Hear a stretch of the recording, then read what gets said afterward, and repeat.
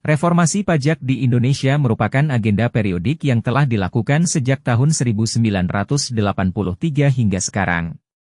Tujuan utama reformasi pajak ini adalah untuk meningkatkan efisiensi administrasi perpajakan, memaksimalkan manfaat ekonomi dan sosial, serta menciptakan sistem perpajakan yang lebih adil dan transparan.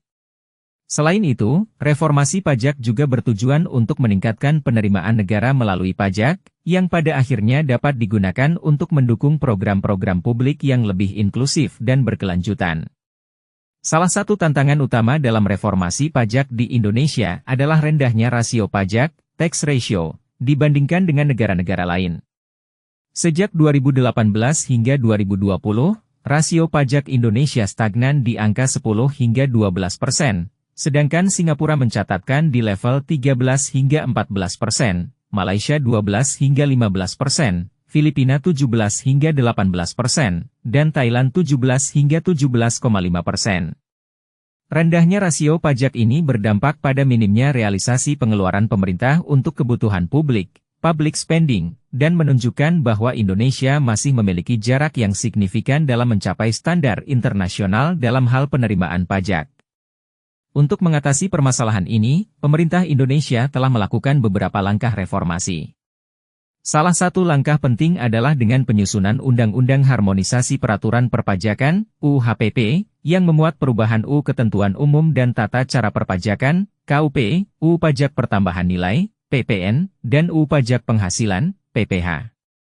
UU-HPP ini juga memuat program pengungkapan sukarela, PPS, dan kebijakan pajak karbon, serta berfokus pada perbaikan regulasi dan sistem administrasi perpajakan. Selain itu, implementasi UU-HPP juga diperkirakan akan mewarnai dunia perpajakan Indonesia pada 2023.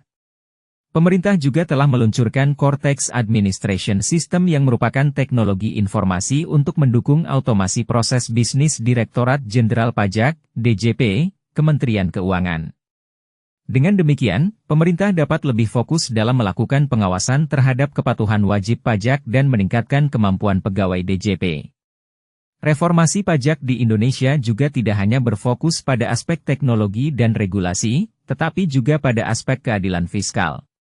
Penelitian terkait reformasi hukum pajak menunjukkan bahwa sistem perpajakan Indonesia masih menghadapi tantangan kompleks seperti ketidakpastian hukum, penghindaran pajak, dan perlakuan pajak yang tidak selalu adil. Oleh karena itu, reformasi pajak harus dipandang sebagai proses berkelanjutan yang melibatkan variabel ekonomi dan studi tentang pembuatan kebijakan perpajakan untuk meningkatkan efisiensi administrasi perpajakan dan memaksimalkan manfaat ekonomi dan sosial. Dalam jangka menengah, dampak UU-HPP diharapkan dapat meningkatkan rasio pajak, tax ratio, Indonesia mencapai lebih dari 10% PDB paling lambat di tahun 2025. Proyeksi ini bisa tercapai lebih awal jika pertumbuhan ekonomi Indonesia membaik. Oleh karena itu, DPR RI perlu mendesak pemerintah untuk membuat kebijakan turunan dan menyosialisasikan UU-HPP agar manfaatnya bagi penerimaan negara, masyarakat, dan pelaku usaha dapat segera dipetik.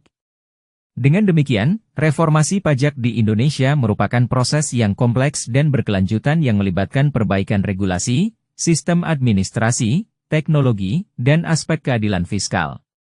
Tujuan akhirnya adalah untuk menciptakan sistem perpajakan yang lebih adil, transparan, dan efisien, serta meningkatkan penerimaan negara yang memadai untuk mendukung pembangunan yang inklusif dan berkelanjutan.